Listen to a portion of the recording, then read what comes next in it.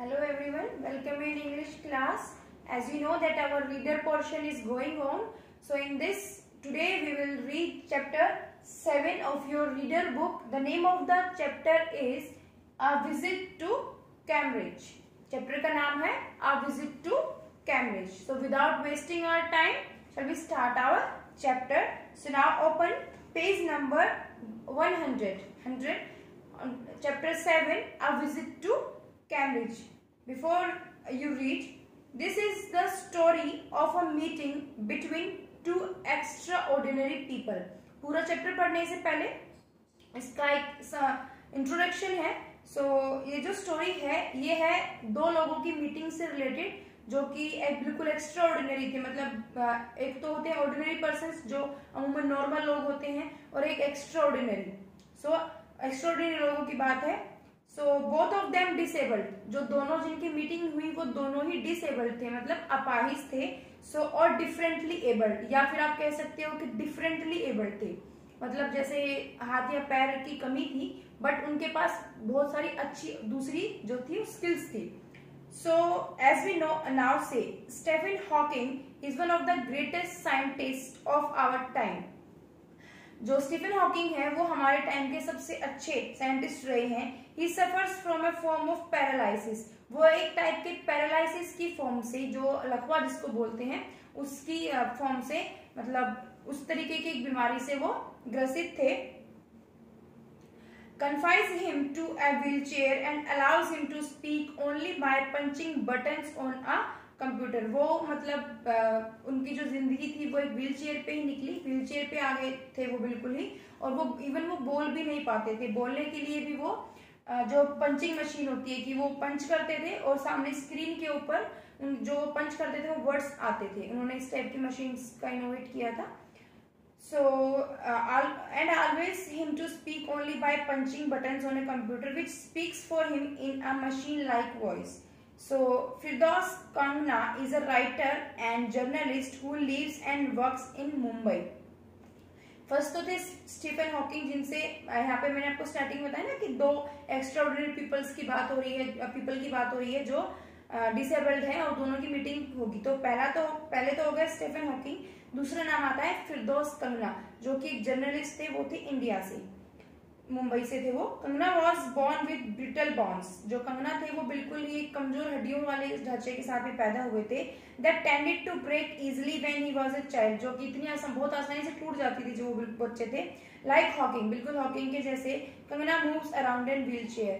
तो जो कंगना थे वो भी बिल्कुल व्हील चेयर पे ही घूमते थे, मतलब उनकी लाइफ भी नॉर्मल नहीं थी. So the two great men exchanged thoughts on what it means to live life in a wheelchair and on how the so-called normal people react to the disabled. So ये जो story है ये दो लोगों के आपस में अपने आचार विचार को, थॉट्स को एक्सचेंज करने की है. स्टीफन हॉकिंग के और ये फिरदौस कंगना के. और वो बता रहे हैं कि कैसे, क्या मतलब है व्हीलचेयर के ऊपर अपनी पूरी लाइफ को निकालने का. क्या जो नॉर्मल लोग हैं वो कैसे बिहेव करते हैं एक डिसेबल्ड पर्सन के साथ में. ये जो है ये पूरी स्टोरी उससे रिलेटेड है. So now our story. So Cambridge was my metaphor for England and it was strange that when I left it had become altogether something else because I had met Stephen Hawking there. Cambridge, ये जो story है ये एक जो मतलब जो first meeting है ये किसकी है, पहले है फिरदौस कंगना की. वो अपने बारे में बात कर रहे हैं कि वो स्टीफन हॉकिंग से मिलने जा रहे थे. सो कैम्ब्रिज जो था वो उनको एज ए मेटाफर यूज करते थे इंग्लैंड के लिए. So and it was strange, और ये बहुत अचंभित था कि that when I left it had become altogether something because I had met Stephen Hawking there. क्योंकि वो वहां पर किससे मिले थे, स्टीफन हॉकिंग से मिले थे. So it was on a walking tour through Cambridge that the guide mentioned Stephen Hawking, poor man who is quite disabled now, though he is a worthy successor of Isaac Newton, whose chair he has at the university. जो Cambridge जब वो पहुंचे तो जब उसके tour पर निकले तो जो वहाँ का जो गाइड था उसने मेंशन किया कि यहाँ से कुछ ही दूरी पर, यानी कि पैदल चलने की दूरी पर ही, यहाँ पर थोड़े से आगे ही स्टीफन हॉकिंग, वो बेचारा गरीब, वो आदमी मतलब जो डिसेबल्ड है वो यहाँ पर रहता है. सो दो ही इज वर्दी सक्सेसर ऑफ, जो मतलब एक बहुत बड़े साइंटिस्ट थे, उन्होंने अपनी चेयर जो बनाई थी, जो पंचिंग मशीन जिसके ऊपर लगी हुई थी, वो कहाँ पर है, उनकी यूनिवर्सिटी के अंदर ही है.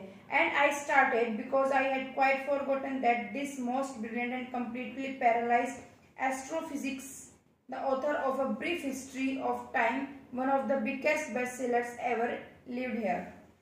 और मैं ये बिल्कुल भूल गया था कि and I started because I had quite forgotten, बिल्कुल मैं लगभग सब भूल गया था कि दैट जो जिसकी बात हो रही है, कि मिस्टर स्टीफन हॉकिंग की जिनकी बात हो रही है, कि बहुत ही ज्यादा ब्रिलियंट आदमी, लेकिन जो कंप्लीटली पैरालाइज्ड है, और एस्ट्रोफिजिक्स है, जो ऑथर है, उन्होंने एक कहानी मतलब एक स्टोरी भी लिखी है, a brief history of time, जो स्टीफन हॉकिंग ने लिखी है, a brief history of time, one of the biggest best sellers ever lived here. यहाँ पर जो रहते हैं उनमें सबसे ज्यादा जो रहते हैं वो सबसे ज्यादा क्या खरीदते हैं, कौन सी सबसे ज्यादा सेल होने वाली जो बुक है वो है a brief history of time. किसके द्वारा लिखी गई है, स्टीफन हॉकिंग के द्वारा लिखी गई है. When the walking tour was done, जब चलने वाला जो डिस्टेंस जो था, जो चलने का जो रास्ता था वो हमने कंप्लीट कर लिया, I rushed to a phone booth, मैं जल्दी से भागकर फोन बूथ के पास गया, and almost tearing the cord so it could reach me outside phone Stephen Hawking's house. तो बूथ पर गया, बूथ से मतलब बाहर की साइड में फोन लगा हुआ था, वहां से उसने फोन किया, एंड किसके पास किया, स्टीफन हॉकिंग के पास फोन किया, उसके घर पर. There was his assistant on the line, वहां पर दूसरी तरफ उसके असिस्टेंट जो थी, स्टीफन हॉकिंग की जो असिस्टेंट थी, उन्होंने फोन पिक किया. And I told him I had come in a wheel chair from India, और मैंने उनको बताया कि मैं एक व्हील चेयर पे इंडिया से यहाँ आया हूँ. Perhaps he thought I had propelled my self all the way, हो सकता है कि वो सोच रही हो कि मैं कोशिश कर रहा हूँ कि मेरी बात मान जाए. So to write about my travel in Britain, सिर्फ इसलिए कि मैं अपने जो ट्रेवल जो मैंने किया, अपनी यात्रा के बारे में ब्रिटेन में मैं लिख सकूं. I have to see professor Hawking, मैं सिर्फ उनसे प्रोफेसर हॉकिंग से मिलना चाहता हूँ. इवन 10 मिनट्स वुड डू, अगर 10 मिनट मिल सके तो.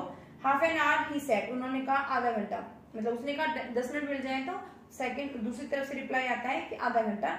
सो फ्रॉम 3:30 to 4, कब से कब तक, आप 3:30 बजे आ जाओ और आप 4 बजे तक उनसे मीटिंग कर सकते हो. And suddenly I felt weak all over, और अचानक से मुझे ऐसा लगा जिसमें बहुत उसको मतलब अंदर ही अंदर बहुत ज्यादा कमजोरी फील हो रही थी, कि growing up disabled for you get fed up with people asking you to be brave as if you have a courage account on which you are too lazy to draw a cheque. मैं अब जो मैं, क्योंकि मैं भी वो जो ये क्या नाम था इनका, फिरोज कंगना जो थे, ये भी क्या थे, डिसेबल्ड थे. तो वो क्या कह रहे हैं कि मैं उस टाइम पे बहुत ज्यादा वीक फील कर रहा था, क्योंकि लोग पूछ रहे थे कि यू टू बी ब्रेव, कि तुम्हें ताकतवर बनना चाहिए, बोल रहे थे कि तुम्हें हिम्मत रखनी चाहिए, मतलब उसके डिसेबिलिटी का मजाक बनाया जा रहा था, उसके लिए बार बार उसको बताया जा रहा था कि तुम डिसेबल्ड हो. So the only thing that makes you stronger is seeing somebody like you achieving something huge. अब वो जो कह रहे हैं कि जब लोग बार बार हमें सांत्वना देते हैं कि कोई बात नहीं, सब ठीक हो जाएगा, हिम्मत रखो, ये सब, तो वो चीजें हम क्या करते हैं, डिसअपॉइंट करती हैं, हमें उदास कर देती है, नाराज कर देती हैं. लेकिन जब हम अपने ही जैसे किसी इंसान को, यानी कि एक डिसेबल्ड पर्सन, जब एक डिसेबल्ड पर्सन को ही देखता है और उसको उस कंडीशन में देखता है जिसने बहुत कुछ अचीव कर रखा हो, तो ये उसके लिए क्या होता है, बिल्कुल ही एक लेसन के जैसा होता है. So then you know how much is possible and you reach out further than you ever thought you could. तो आपको समझ में आएगा कि जितना आप सोच रहे हो, आप उससे आगे कितना आगे तक आप हासिल कर सकते हो. I haven't been brave, मैं ज्यादा हिम्मत वाला नहीं था. Said disembodied computer voice the next afternoon. I have had no choice. So अगले दिन जब वो वहां पर पहुंचे उससे मिलने के लिए स्टीफन हॉकिंग से, तो वहां पर आवाज आई कि मैं बहुत ज्यादा ब्रेव नहीं था. सेड इज डिसएम्बॉडिड कंप्यूटर वाइज, जो कंप्यूटर वाइज ने आवाज दी, क्योंकि वो बोल तो सकते नहीं थे, वो सिर्फ पंचिंग का काम करते थे, तो वहां से आवाज आई. So surely I wanted to say living creatively with the reality of his disintegrating body was a choice. बिल्कुल सही बात है कि मेरे पास सिर्फ आई वांटेड टू से मैं सिर्फ न बोल सकता था कि इस मुझे क्रिएटिविटी के साथ रहना, मतलब अपनी जो डिसेबिलिटी है, अपना जो अपाहिज है, मेरी जो कमजोरी है, उसे मुझे अपनी कमजोरी नहीं बनाना, उसे मुझे अपनी ताकत बनाना है। सो मुझे मतलब मैं इस डिसइंटीग्रेटेड बॉडी के साथ क्रिएटिव वे में रहने के अलावा मेरे पास कोई दूसरा ऑप्शन नहीं था। But I kept quite because I felt guilty every time, लेकिन मैं हमेशा उदास रहता था क्योंकि मुझे निराशा महसूस होती थी कि मैं ऐसा क्यों हूँ। आई स्पोक टू हिम, मैंने उनको बोला, फोर्सिंग हिम टू रेस्पॉन्ड, और मैंने उनको बोला कि आप इस चीज का रेस्पॉन्स दो। There he was tapping at the little switch in his hand, और वो वहां पर थे जहां पर वो बैठे बैठे टैप कर रहे थे उस स्विच के ऊपर, जो चेयर के ऊपर जो स्विच लगा था पंचिंग मशीन का, उसके ऊपर, to respond. Trying to find the words on his computer with the only bit of movement left to him, his long pale fingers, और वो ट्राई कर रहे थे मेरे क्वेश्चंस का आंसर देने की अपने उस कंप्यूटर के थ्रू जो उन्होंने खुद ने बनाया था। So every so often his eyes would shut in frustrated exhaustion, हर बार उनकी आंखें जो थी घबराहट के साथ में बंद हो रही थी। So and sitting opposite him I could feel his anguish, the mind beyond with thoughts that came out in frozen phrases and sentences stiff as corpses, और मैं बिल्कुल उनके सामने बैठा था, मैं बिल्कुल फील कर पा रहा था इस चीज को कि जब मैं कोई रिप्लाई दे रहा था तो उनकी थॉट्स, उनके जो माइंड में थॉट्स आ रही थी वो बिल्कुल एक एक्टिव बंदे की तरह आ रही थी, मतलब ये नहीं कि डिसेबल थे तो सोच कर बहुत देर में बता रहे थे, बिल्कुल एक एक्टिव पर्सन की तरह आ रहे थे, वो उसका आंसर भी दे रहे थे। A lot of people seem to think that disabled people are chronically unhappy, बहुत सारे नॉर्मल लोगों का मानना है कि जो डिसेबल्ड पर्सन होते हैं वो नॉर्मली उदास रहते हैं, उदास ही जीवन जीते हैं। आई सेड, मैंने कहा, I know that's not true myself, are you often laughing inside, मैं जानता हूं कि ये बिल्कुल सही बात नहीं है क्योंकि मैं खुद इस चीज को फील करता हूँ, क्योंकि मैं खुद एक डिसेबल्ड पर्सन हूँ। So are you often laughing inside, तो क्या आप अक्सर आप खुद भी हंसते हैं, वो क्वेश्चन पूछ रहा है। So about 3 minutes later he responded, लगभग 3 मिनट मैंने क्वेश्चंस पूछे, उसके बाद उनका रेस्पॉन्स आया। I find it amusing with people patronise me, मुझे अच्छा लगता है जब लोग मेरे साथ अम्यूजिंग वो करते हैं, व्हेन पीपल पैट्रोनाइज मी, जब मुझे लोग पैट्रोनाइज करते हैं। So and do you find it annoying when someone like me comes and disturbs you in your work, so क्या आपको बहुत ये अच्छा लगता है कि कोई आपके जैसा ही आपके पास से मिलने, जैसे मैं अपाहिज हूँ, मैं डिसेबल्ड हूँ, तो एक डिसेबल्ड पर्सन ही मुझसे मिलने आए और मेरे काम में मुझे दखल अंदाजी करे, मुझे डिस्टर्ब करे।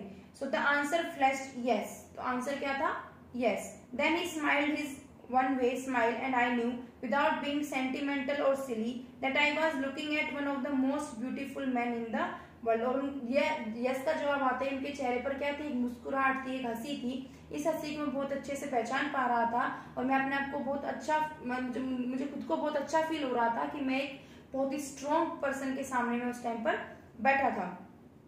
First glimpses of him is shocking, उनका जो पहला जो झलक थी, जो पहली बार मैंने उनको देखा था तो वो बहुत ज्यादा शॉकिंग लग रहे थे, because he is like a still photograph, क्योंकि वो बिल्कुल एक स्टिल एक रुके हुए चित्र की तरह थे, बिल्कुल as if all those pictures of him in magazines and newspapers have turned 3 dimensional, बिल्कुल ऐसे लग रहे थे जैसे उनकी मैंने पिक्चर्स देखी थी मैगजीन्स के अंदर, न्यूज़पेपर्स के अंदर फोटो जो क्लिक होती है, वो बिल्कुल ऐसे लग रहे थे जैसे अभी भी मेरे सामने कोई फोटो रखी हुई है, बिल्कुल मतलब वो लाइव नहीं लग रहे थे और ऐसा लग रहा था कि मेरे सामने फोटो ही रखी है, उनकी अलग अलग डायमेंशन, अलग अलग साइड से उनकी पोजेस ले रखी हैं। So then you see the head twisted sideway into a slump, the torso shrunk inside the pale blue shirt, the wasted legs, you look at his eyes which can speak still and to tell what, but you are shaken because you have seen something you never thought could be seen. अब वो उनके appearance की बात कर रहे हैं कि उन्होंने ब्लू कलर की शर्ट पहन रखी थी, उनके जो हाथ थे बिल्कुल दुबले पतले से थे, उनकी जो ऊपर की बॉडी का अपर जो बॉडी पार्ट था, उन्होंने into a slump, the torso shrunk inside the pale blue shirt, upper जो बॉडी पार्ट ऑफ जो था उसमें उन्होंने श्रंक जो पहन रखा था श्रंक उसको अंदर टाइप कर रखा था, द वेस्टेड लेग्स एंड जो घुटने मतलब व्हील चेयर पे बैठे थे तो उनके घुटनों तक जो कमर थी घुटनों तक आ रही थी। You look at his eyes which can be, उनकी आंखें बिल्कुल ऐसी थी कि जैसे अभी वो बोल पड़ेंगी, still and there are saying something huge and urgent, और ऐसा लग रहा था कि वो बहुत अर्जेंट और बहुत बड़ा कुछ कहने की कोशिश कर रही हैं। So it is hard to tell what, लेकिन ये कहना बिल्कुल मुश्किल है कि वो क्या कहना चाह रही थी उनकी आंखें। So but you are shaken because you have seen something you never thought could be seen, लेकिन आप बिल्कुल कांप जाओगे जब, क्योंकि आपने ऐसा सोचा भी नहीं था, सोच भी नहीं सकते थे कि आपको ऐसा कुछ देखने को मिलेगा। Before you like a lantern whose walls are worn so thin you glimpse only the light inside is the incandescence of a man। जब आप बाहर का नजारा देखते हो, आप बाहर की रोशनी से चकाचौंध होते हो, उससे पहले मतलब आपको इंसान के अंदर की रोशनी को देखना चाहिए कि अंदर से इंसान के अंदर कितनी चमक है, मतलब क्या एबिलिटीज, क्या स्किल्स हैं उसके पास में।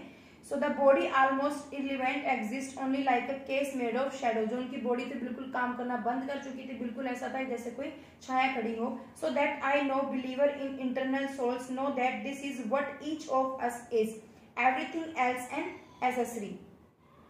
सो दैट आई नो बिलीवियर, मैं इसमें बिल्कुल यकीन कर रहा था कि इन इंटरनल सोर्स के अंदर की आत्मा जो होनी चाहिए वो साफ होनी चाहिए, मतलब धोखा छल कपट नहीं होना चाहिए, भारी इंसान कैसा भी चाहे दिखता हो। No that this is what each of us is, और समझ में आ रहा था कि हम सब बिल्कुल कैसे हैं। So everything else an accessory, कि सब कुछ जो बाहर की जो सुंदरता, बाहर जो सुंदरता दिखाई देती है वो सिर्फ एक एसेसरीज है, एक मतलब एक गहने की तरह है सिर्फ, मतलब थोड़े टाइम के लिए। अंदर की सुंदरता अपने आप ही में ही चमक वाली होती है। So what do you think is the best thing about being disabled. So तुम्हारा क्या मानना है कि एज ए डिसेबल्ड होना सबसे अच्छी चीज क्या है इसके अंदर। I had asked him earlier, जैसे कि मैंने उनसे पहले भी पूछा था।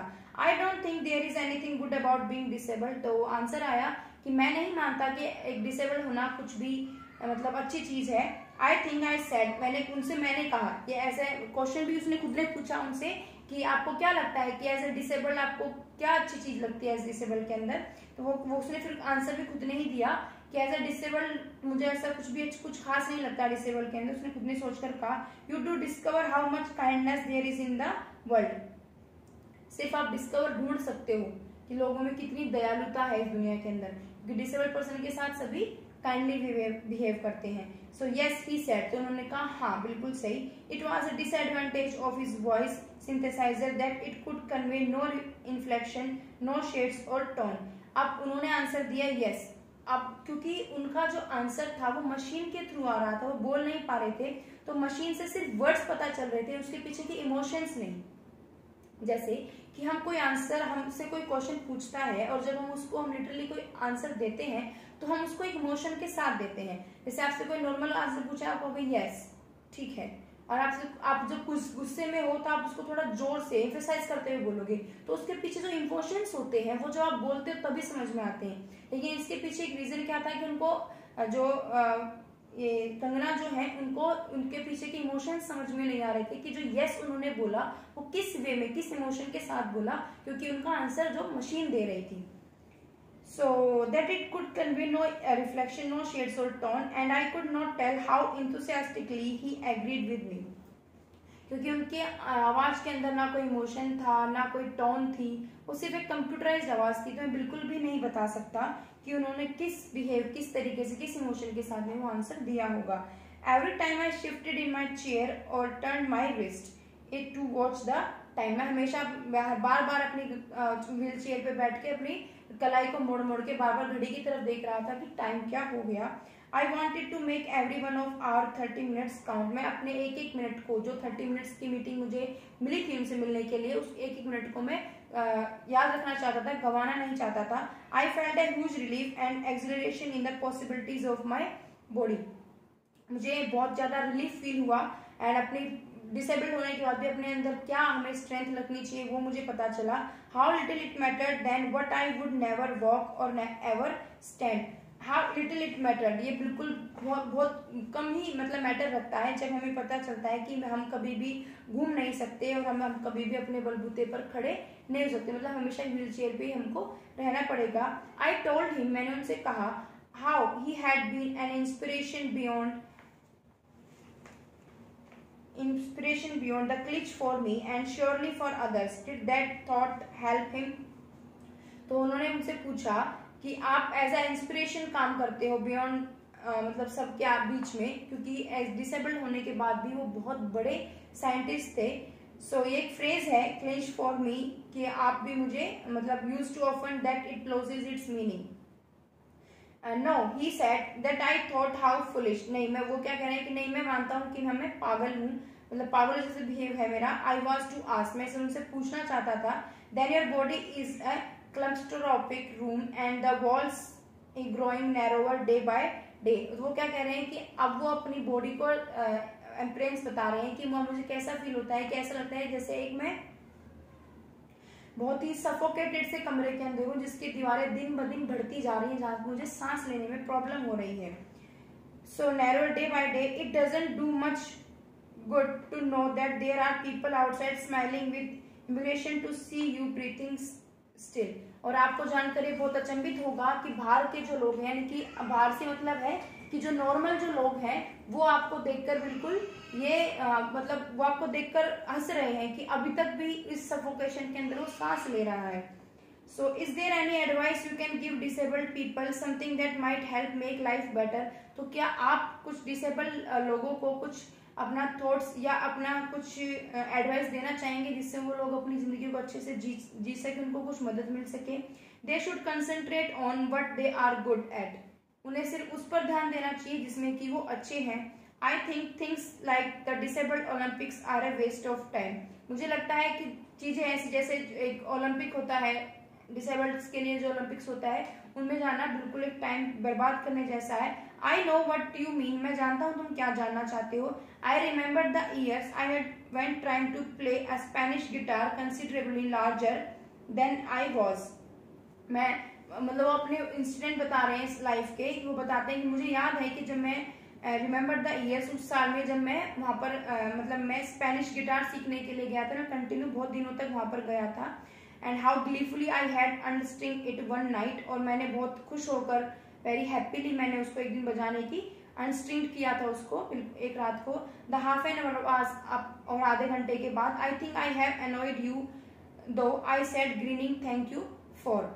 सो stay I waited have some tea I can show you the garden. तो वो क्या कह रहे हैं कि मैंने कुछ टाइम तक मैंने स्पेनिश जो गिटार था वो सीखा, लेकिन एक टाइम होने के बाद मैंने उसको छोड़ दिया, सिर्फ इसलिए नहीं क्योंकि मैं डिसेबल्ड था तो मुझे और कुछ मैं नहीं कर सकता था, सिर्फ मैंने वो किया इसलिए। तो वो क्या कह रहे हैं कि जो डिसेबल्ड पर्सन है उनको सिर्फ वो करना चाहिए जिसमें वो अच्छे हैं, जिसकी स्किल्स उनके पास है। उनको ये नहीं सोचना चाहिए कि मैं डिसेबल्ड हूँ इस तरीके से।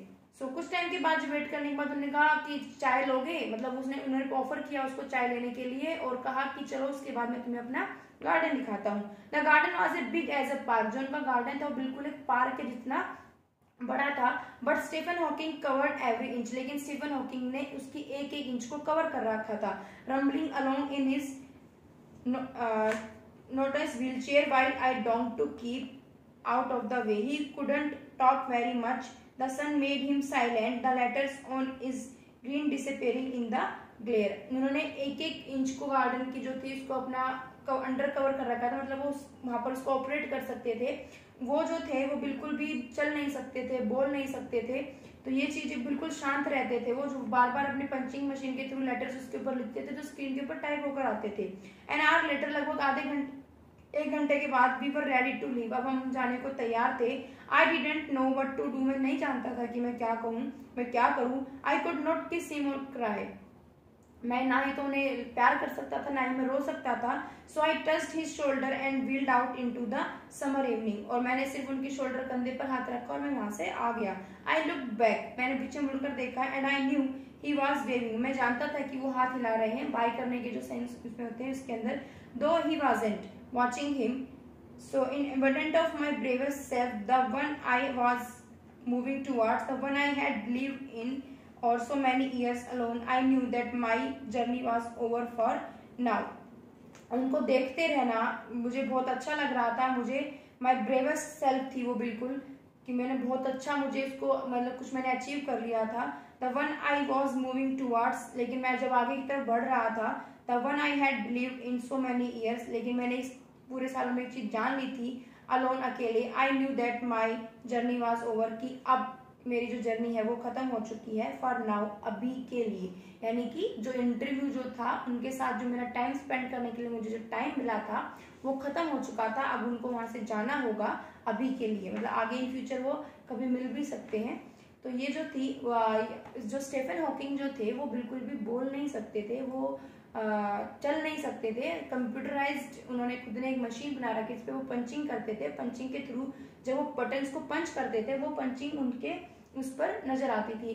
लास्ट में जो कंगना है उनको फील भी होती है ये चीज कि शायद वो मतलब बोर हो गए थे या फिर मतलब इरिटेट हो गए थे, क्योंकि जो कंगना थे वो बार बार उनसे क्वेश्चंस पुटअप कर रहे थे, क्वेश्चंस पूछ रहे थे, और जो स्टीफन हॉकिंग थे वो इस कंडीशन में नहीं थे कि वो आंसर दे सके, उन्हें बार बार टैप करके उनके आंसर्स को देना पड़ रहा था। इस चीज के लिए कंगना को बहुत ज्यादा गिल्ट फील हो रहा था कि उनकी वजह से उन्हें बहुत ज्यादा परेशानी हो रही है, उनको बार बार परेशान होना पड़ रहा है। वो कुछ क्वेश्चन उससे पूछते हैं। मेन क्वेश्चन होता है कि आप अपने जैसे डिसेबल्ड लोगों को क्या कहना चाहोगे जिससे कि वो उनको कुछ हेल्प मिल सके, वो मोटिवेट हो सके। तो वो कहते हैं कि डिसेबल्ड लोगों को सिर्फ वही करना चाहिए जिसमें कि वो अच्छे हैं, मतलब उन्हें दुनिया की तरफ पीछे किसी चीज की ओलंपिक्स लड़ रहे हैं, ओलंपिक्स खेल रहे हैं, वो चीजें नहीं करनी चाहिए। जो स्किल्स उनके पास हैं, जिसमें वो अच्छे हैं, उनको वो काम ही सिर्फ उनको करना चाहिए, ये उनके लिए ज्यादा बेटर रहेगा।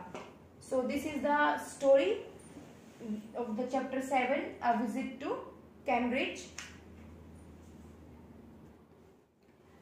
So in the here your chapter has been completed. So in the next video we will read about its poem. The poem name is When I Set Out for Lyonesse. Okay, so in the next video we will read it. Okay, so till then read the chapter carefully, do hard words and find out the hard words and write in your notebook, write word meanings also, and question answer I will provide you with along with the video. So till then, stay home, stay safe. Thank you.